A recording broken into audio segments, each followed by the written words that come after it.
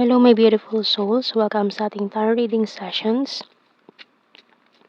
Keep in mind, general reading po ito, maaaring mag-resonate, maaaring hindi.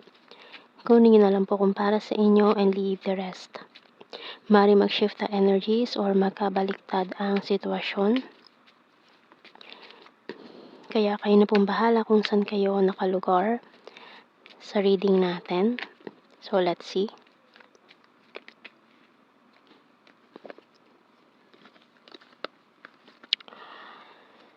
Nahulog na gatong cards natin, 3 of Wands, Emperor, and the 8 of Swords.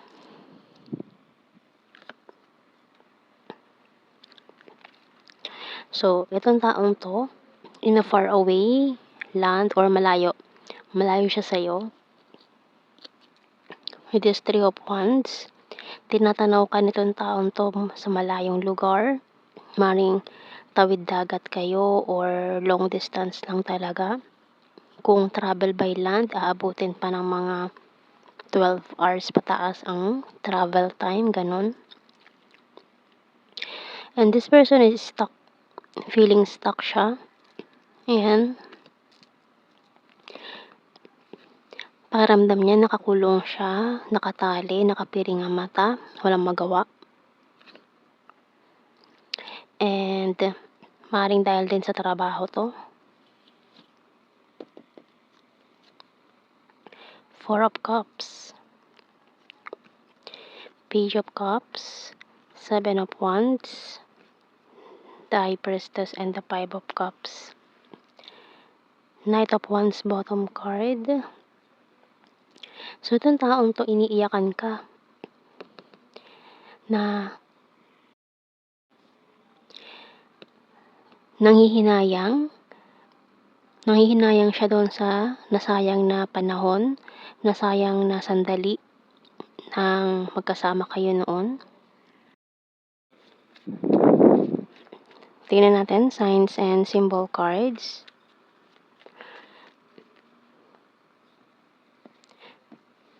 Maring nireject ka nitong taong to noon with the 4 of Cups energy. And ngayon, defensive siya sa mga nangyari. Lagi ka pa rin niya napapanaginipan. Hindi niya alam bakit napapanaginipan ka pa rin itong taong to. So, nagkaroon siya ng other relationship or partner doon. Short term lang to. Kumbaga bonfire, madali lang nawala, naupos agad, ganun. Knife, crystal ball, waiting shed, waterfalls. So, ayan, nag-uumapaw yung emotions. This person is waiting for you. Ayan. So, masakit talaga yung naging separation niya nitong taong to. So, tingnan natin anong message ng Archangels. Leadership by Archangel Gabriel. It's time for you to assume your leadership power and position and lovingly guide others. So, hindi siya makaalis talaga. Maaari kasing malaki ang responsibilidad niya sa trabaho kasi siya ang leader. Lalo na with this Emperor. Mataas ang position sa trabaho.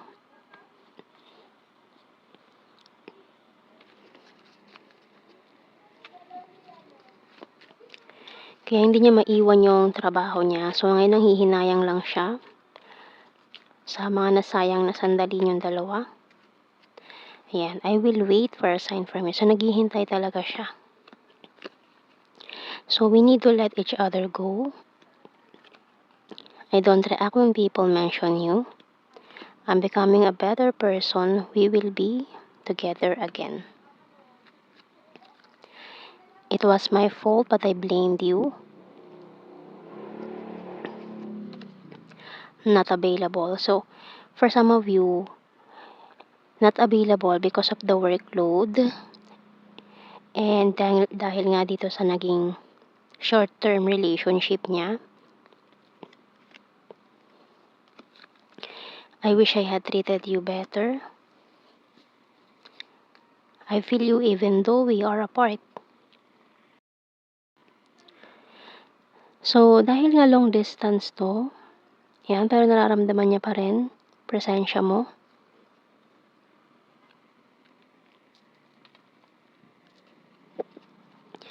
Kuha tayo ng dito, messages. You're so sexy. I want to grow old with you. Stubborn but practical. Kumbaga nagpaka-practical na lang siya sa mga desisyon niya, pero ikaw talaga yung gusto niya makasama. I want to marry you someday.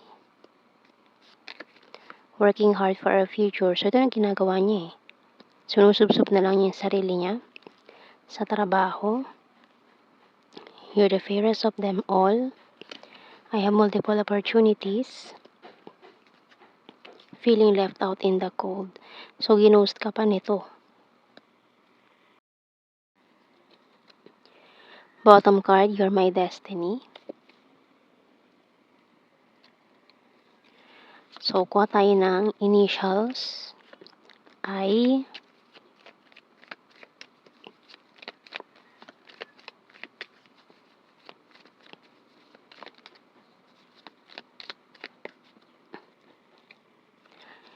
M, C, T,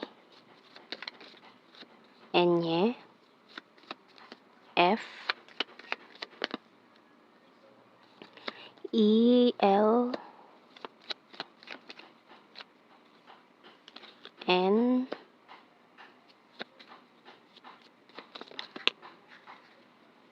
B, and bottom card natin, letter A. Kuha tayo ng blue card. We have here understanding, addictions, and manipulation. So, ito kasi yung pinili niyang tao.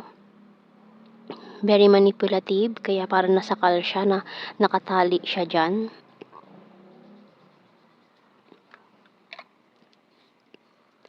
So, hindi siya naging masaya doon sa naging relasyon nila. Kasi ang daming bawal para nakatali siya dyan. Tingnan natin, general signs and messages. Earth sign, Taurus, Virgo, Capricorn, friendly. Amazing. Fantastic friend. Summer, Sagittarius, gorgeous.